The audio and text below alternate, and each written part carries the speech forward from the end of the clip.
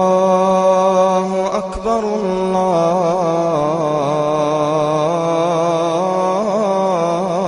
الله أكبر الله أكبر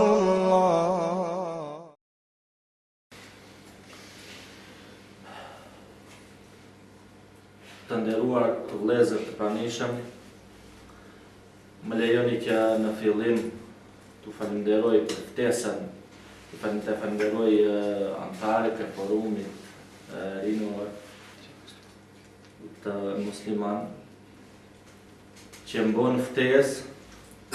Jam i nderuar, ndihem i privilegjuar për këtë nder që ma bëhet. Zoti ju shpërbleft me të mirat e tij në dynja dhe në ahiret.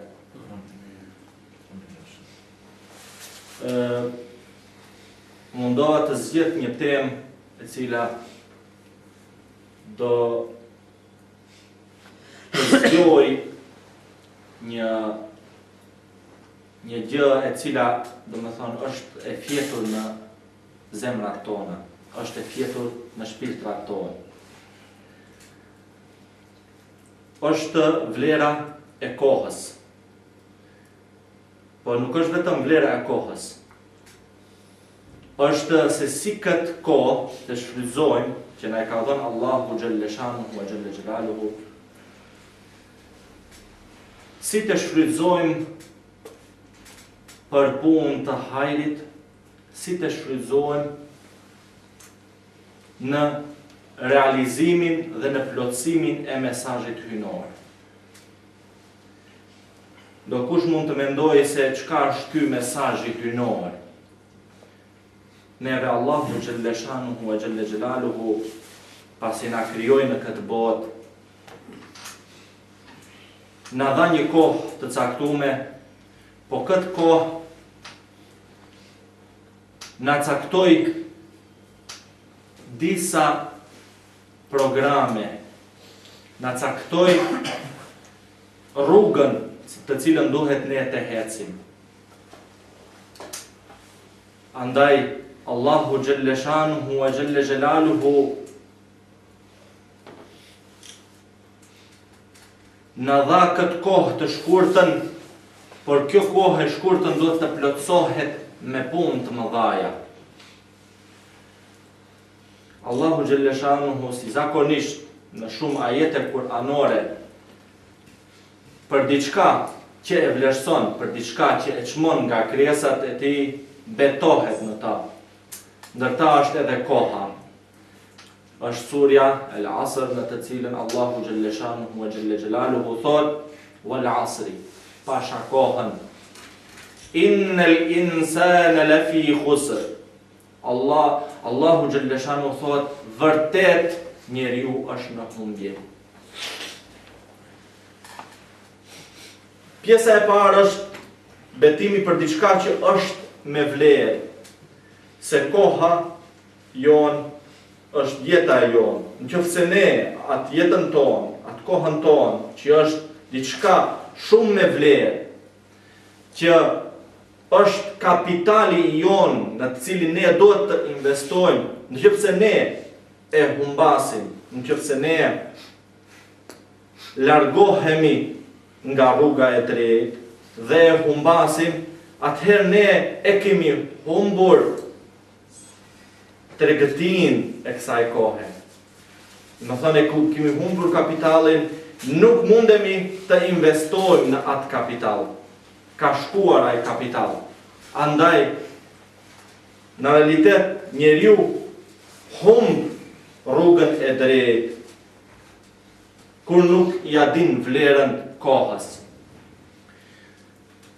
Allahu xhelle shanuhu vazhdon dhe thot: "Illa alladhina amanu wa amilus salihat", përveç atyreve të cilët besuan në Allahun xhelle shanuhu dhe bën vepra të mira. Këtu Allahu xhelle shanuhu përmend disa obligime që kanë të bëjnë me anën individuale të njeriut, besimin në Allahun xhelle shanuhu dhe punët e hajrit, që duhet t'i bojnë në mënyrë individuale. Tash vjen وَتَوَاصَوْا بِالْحَقِّ dhe këshillohen në të drejt, në rrugën e drejt, وَتَوَاصَوْا بِالصَّبْرِ dhe këshillohen në durim. Këta dy obligime tash më nuk janë individuale, po janë kolektive. Në më thonë, këshillimi dohet jetë i ndërsjell mes nesh. Në çka?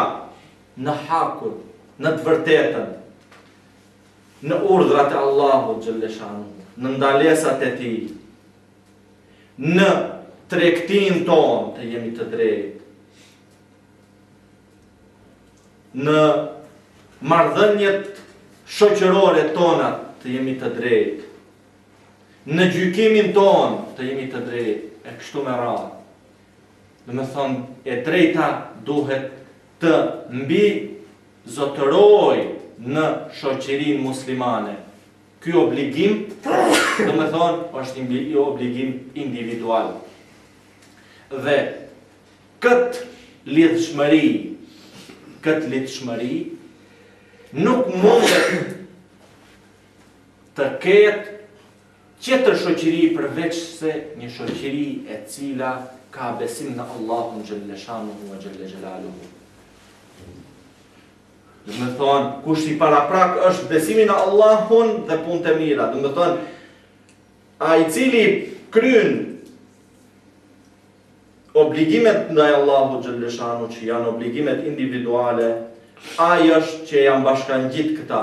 Dhe me thonë, besimi në Allahun xhalleshanuhu, besimi në krijuesin e bën atë që të di vlerën e urdhrit të Allahut xhalleshanuhu, të di vlerën e një urdhri i cili i thotë dhe ndaj shoqërisë jote jep kontributin. Me thonë, në mesin e jot duhet të japish kontribut, të punojsh për punë të hajrit. Dhe në qoftë se e shohim ne këtë sure, sado që është e shkurtër, është prej sureve më të shkurtra, por ka një domethënie shumë të madhe. Kanë qenë dy nga sahabët e Rasulullahit sallallahu alaihi wasallam, sado herë që takoheshin përpara se të ndahen, e këndojnë të njëri tjetrit, ja këndojnë këtë sure, si punë për kujtimin, për atë që kërkon Allahu xhalleshanuhu.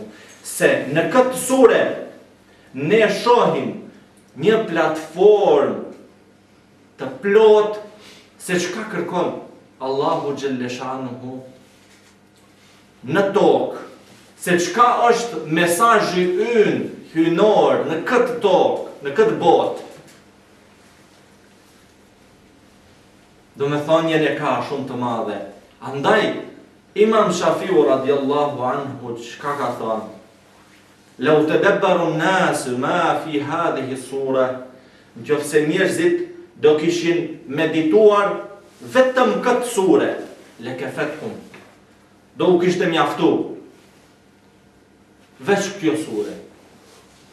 Se është sure që i përmban, që i përfshin të gjitha punët dhe rregullat, obligimet e misionit ton në këtë botë. Koha jon, më thonë, jeta e jon është e shkurtër. Jeta jon është ca ditë të numëruara, si që ka thonë Hasan el-Basriu radiallahu anhu, një nga dietarët e tabinëve, dietarët e gjeneratës së tretë. Çka ka thënë Hasan el-Basriu radiallahu anhu? Ja ibni Adam, innama anta ayyam, o biri Ademit, ti je ditë të numëruara. Kullama dhahaba yawmun dhahaba ba'duk. Çdo ditë që kalon nga ti, kalon një pjesë e jetës tënde.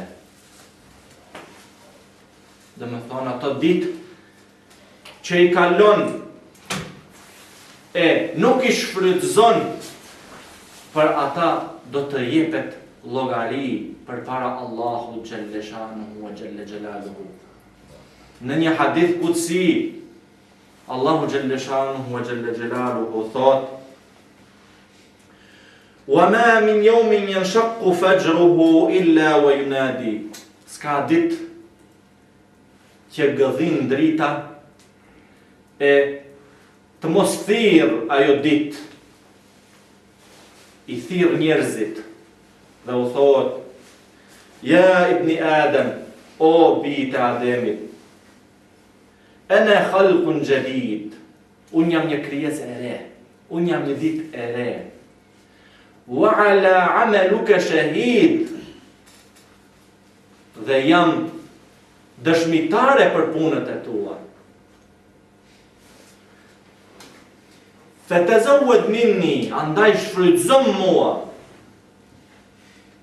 "Fa inni la a'udu ila yawm al-qiyamah." Sepse po sa të shkoj, po sa të kaloj nga kjo botë, ma nuk do të më shohish deri në ditën e Kiametit. Në ditë të Kiametit e dim që nuk ka të foli asnjë njeri. Do të thonë asnjë nuk mundet të japi përgjigje përpara Allahu xhelle shanuhu wa xhelle xhelaluhu. Po kush do dëshmoj? Do dëshmoj koha, do dëshmoj vendi, do dëshmojnë gjymtyrët për ty, ose për të mirë, ose për të keqe. Andaj, dita e re të thret dhe thot shfrytëzon, sepse unë po kalova, ma nuk të më shohish përveç në ditën e Kiametit, po në ditën e Kiametit do jesha dëshmitare. Po çfarë dëshmitar? Ose për të mirë, do me thonë, ose për ty, ose për të keqe, kundër teje, nëse ke bë punë të këqija.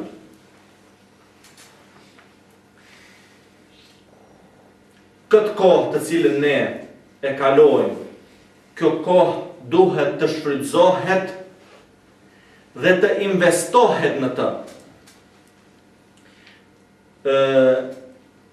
Popullata e jonë, dhe të thëmë me theks të veçantë, rinia e jonë nuk e din, nuk e kanë ndërmend menaxhimin e kohës. Për të organizuar kohën, duhet të më thënë që të menaxhojmë me kohën. Dhe menaxhimi i kohës i ka ato etapat e veta, që duhet të ketë secili musliman, sidomos të rit, të kenë përpara vetit, që të shfrytëzojnë kohën. Cilat janë ato etapa? Si shkon? Në fillim është plani ditor. Ajo do të jetë, do më thonë, në rend të parë, si cili do më thonë të bëj një plan ditor, të bëj një llogari ditore, se çka ka bërë sot. A ka përfitu diçka sot? A ka bën një punë të hajrit? A ka ndihmu ndokujt? E kështu me radhë. Dhe më thonë llogaria. Dhe plani se çka duhet të bëj, plani ditor. E dyta, organizimi. Organizimi se si duhet tash të realizohet ky plan. E treta, të bëj klasifikim. Punët prioritare që janë, nga ata sekundare. Dhe më thonë, ata që kanë më shumë prioritet. Koha e lirë është një gjë që shumë vetëve na mashtron. Prandaj edhe Resulullah sallallahu alaihi wasallam ka thënë në një hadith, janë dy ni'mete, janë dy begati të cilat mashtrohen dhe i humbin njerëzit. Kush janë ata? As-sihhatu wal faragh. Ka thënë Resulullah sallallahu alaihi wasallam, është shëndeti dhe është koha e lirë. Shumicë prej nesh nuk e shfrytëzojnë kohën e lirë. Dhe u shkon koha e lirë kot. Koha e lirë mundet të shfrytëzohet në shumë mënyra. Mënyra më e lehtë, kur nuk ke diçka në dorë, domethënë, për të bërë një punë, të kalojsh kohën duke përmendur Allahun xhelle shanuhu wa xhelle xhelaluhu. Dhikri është gjëja e parë që duhet të të vinë ndërmend, të përmendish Allahun xhelle shanuhu wa xhelle xhelaluhu. Dhe pastaj kur e përmend ti Allahun xhelle shanuhu wa xhelle xhelaluhu, do të vinë edhe planet të tjera, punë të tjera të hajrit. Allahu xhelle shanuhu thot në një ajet kuranor, fadhkuruni adhkurkum. Përkujtoni mua, edhe unë do t'u përkujtoj juve. Përmendni mua, edhe unë do t'u përmend në mbretëritë e qiejve. Që do të thonë, duhet të jemi të lidhur për Allahu xhelle shanuhu wa xhelle xhelaluhu, për të pas sukses në organizimin dhe në menaxhimin e kohës.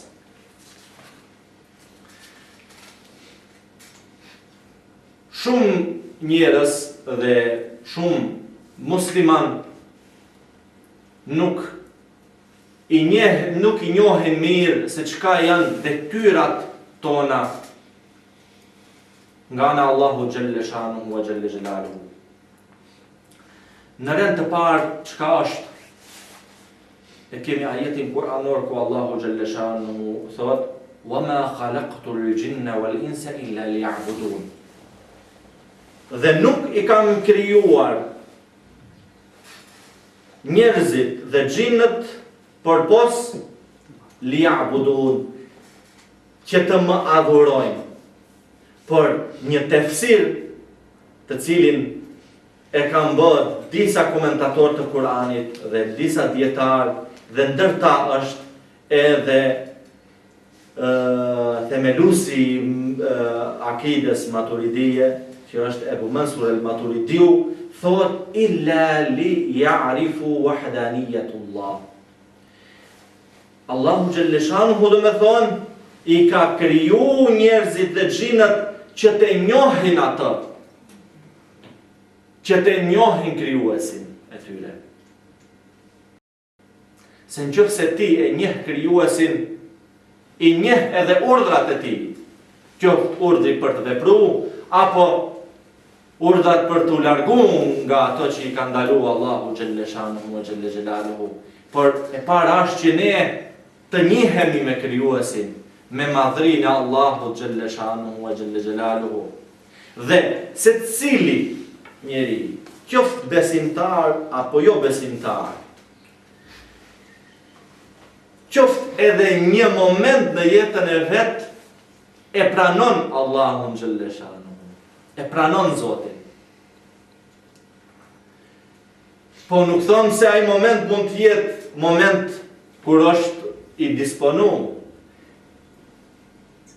Shembull më konkret është edhe më pabesimtari më i madh, edhe ateisti që nuk beson në Zot, kur vjen ngusht, ajo është diçka e lindme, është diçka e krijuar brenda tek njeriu, që gjithmonë të jetë në kërkim të krijuesit, gjithmonë të jetë diçka në kërkim të krijuesit. Në momentin ai që është në atë vështirësi, diçka nga brenda i thot o Zot, diçka nga brenda i thot o Zot, kur është në atë vështirësi. Përse? Sepse shpirti është në trup dhe ka momente kur ai shpirti e nxit trupin, thuje, nënshtroju Zotit tënd, nënshtroju krijuesit tënd, nënshtroju furnizuesit tënd. Kjo është do me thonë që Allahu Gjellëshanuhu në këtë ajet kuranor thotë, nuk I kam krijuar as gjinët, as njerëzit përpos që mu ato të më njohin, të njihen me mua. Qof njëherë një moment I jetës, por është edhe ibadeti, nënshtrimi, besimtari, dhe me thonë, I nështrohet Allahu Gjellëshanuhu wa Gjelle Gjelaluhu. E njeh Allahu Gjellëshanuhu wa Gjelle Gjelaluhu dhe I nështrohet ati. Detyra e dytë, mesazhi I dytë hynor që e ka njerëzimi në tokë, është ndërtimi në këtë tokë. Ndërtimi.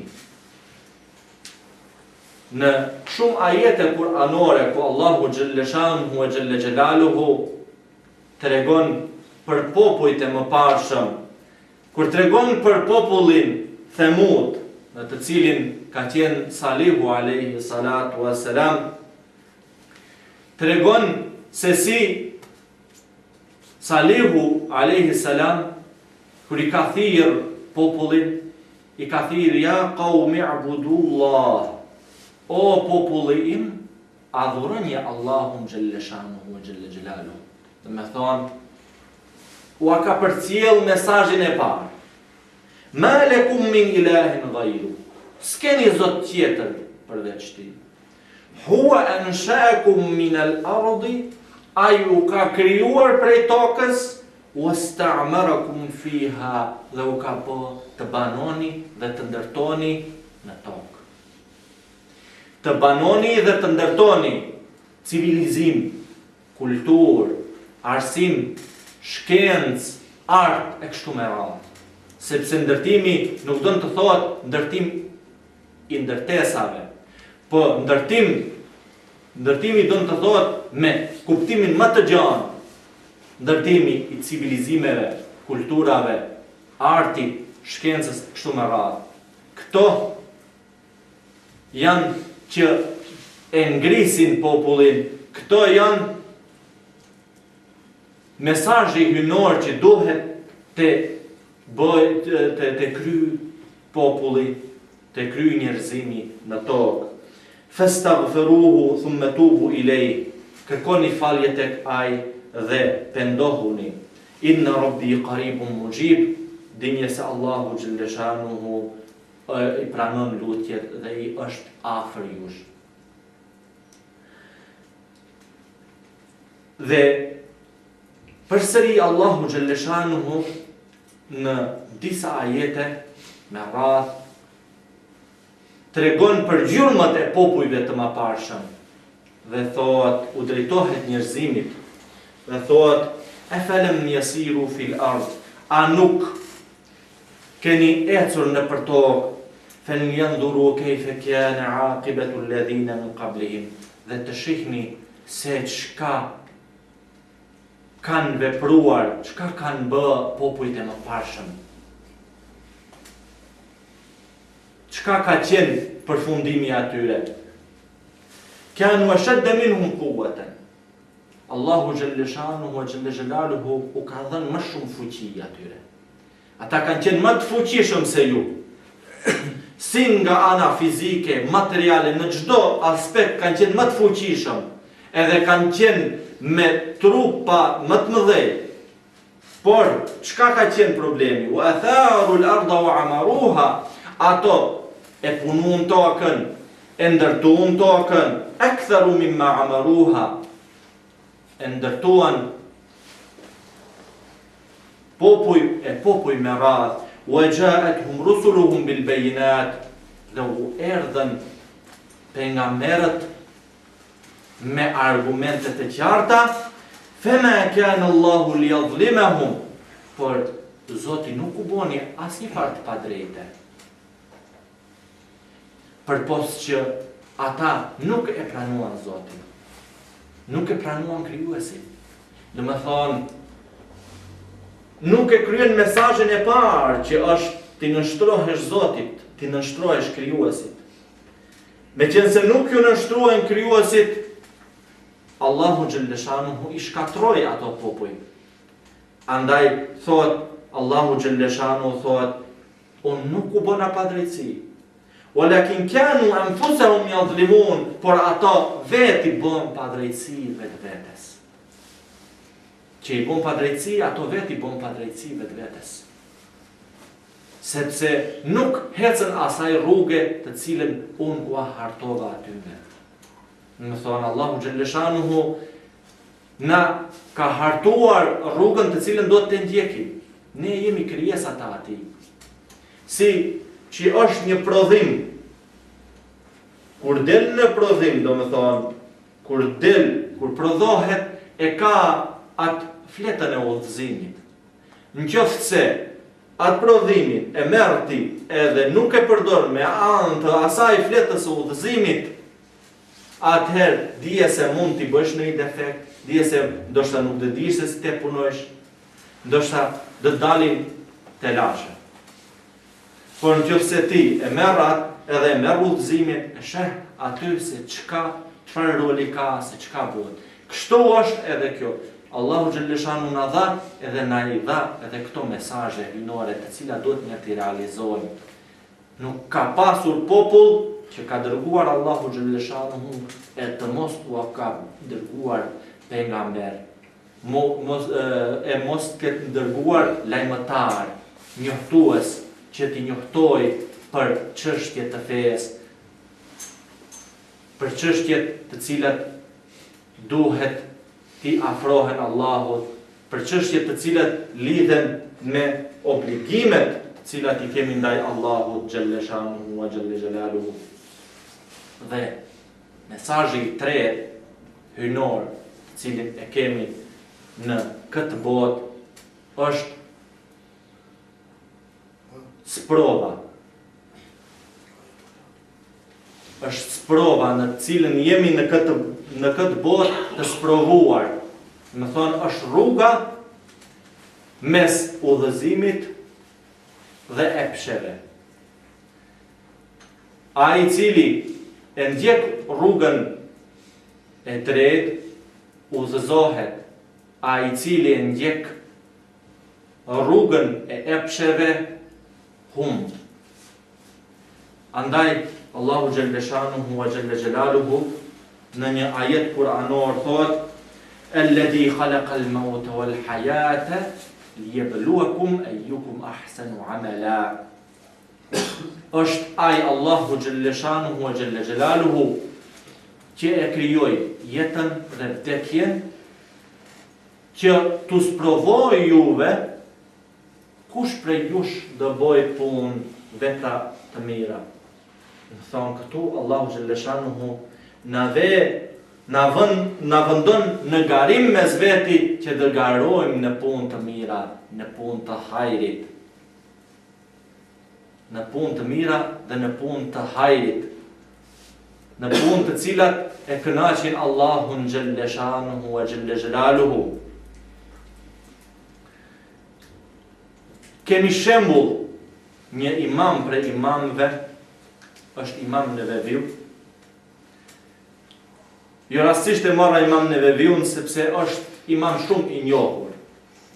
Më thënë me atë Riyadu Salihin që ka shkruar më thënë koleksionin e haditheve dhe me 40 hadithet e kështu me radhë ka vepra që e njohin, do më thënë, edhe hoxhallarët, edhe njerëzit, edhe muslimanët e thjeshtë.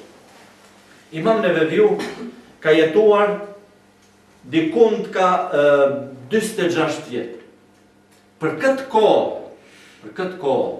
për këtë jetë që e ka kalu, ai e ka kalu në ilm, në dituri. Vepra që ka shkruajtur kanë qenë ndër veprat më voluminoze. Dhe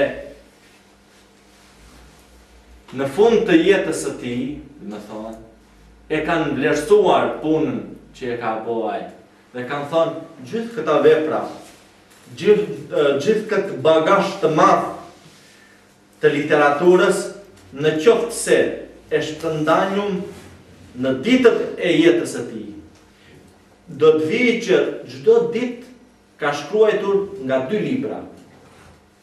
Çdo ditë nga 2 libra, pa ndërprerje. Nuk ka kohë pushimi. Çdo ditë nga 2 libra. Edhe tregohet nga jeta e tij se kur ka shkruar dhe jo është lodhur dora. Derisa është lodhur shumë që nuk ka mund të mbaj pendën në dorë, nuk e ka lëshuar. Më thonë, ka qenë gjithmonë në shkrim, gjithmonë në punë, në kontribut. Imam Neveviu është një ndër imamët që nga koha e shkurtër e jetës së tij, ai ka dhënë kontribut shumë të madh. Njihet me kontributin shumë të madh në fushën e fikhut, në fushën e hadithit dhe në lëmi të tjera, që ka qenë imam me plot kuptimin në shumë libra të tij, me qenë se nuk ka ditur se a do të jetoj më gjatë, kur ka pasur diçka, ndonjë urtësi, e ka shkruar në momentin, ka thonë e shkruaj këtu, se nuk di a do të arrijë që të shkruaj kur do të vi koha, kur do të vi, domethënë momenti, kur do të vi ajo tema me fjalë. E ka shfrytzuar çdo kohë që dua përcjelli kërkuesve të diturisë, që dua përcjelli talebeve atë çka është e dobishme, sepse e ka ditur se do e lëshoj këtë botë. I ka pasur parangjenja se për me qenë dietar, duhet t'i kesh disa do me thonë gjenja, të cilat nuk i kuptojnë njerëzit e rëndomt. E këta ndjenja i kanë pas dietarët dhe kolosët e Islamit, që kanë dhënë kontributin e madh dhe kanë shfrytzuar kohën. Shembullin e tyre duhet të ndjekim ne. Duhet të ndjekim edhe shembullin e atyre kohrave ku muslimanët kanë ditur të vlerësojnë kohën, ku e kanë organizuar kohën. E kemi shembullin e qartë, shtetin e Andaluzisë. Në Andaluzi, ku arriti shkenca, kultura, arti, majet më të lartë të zhvillimit, ku jo besimtarët nga Evropa vinjën të mësojnë në Andaluzi, të mjekohen në Andaluzi, dhe ishte ajo kohë që Evropa ishte në errësirë, kurse Andaluzia ishte në lulëzim. Lulëzonte shkenca, lulëzonte arti, lulëzonte civilizimi, por ato do të merren për shembull, që ne të pasojmë rrugën e atyre. Lusim Allahun xhelle shanuhu wa xhelle xhelaluhu që të na bëjë prej atyreve që e ndjekin rrugën e të parëve tonë, rrugën e atyreve që ngritën civilizime, ngritën kulturë, zhvilluan shkencat natyrore, shoqërore, kështu me radhë. Këto ishin mburrja e muslimanëve. Janë ditur që muslimanët janë të parët që kanë themeluar shkencat. Nuk kanë qenë transmetues të shkencave, ose përkthyes të shkencave, por kanë qenë themelues të shkencave. Por kush kanë qenë ato që e kanë përkthyr, që i kanë përkthyr literaturën dhe librat nga arabët? Kanë qenë grekët, kanë qenë romakët, e kështu me radhë.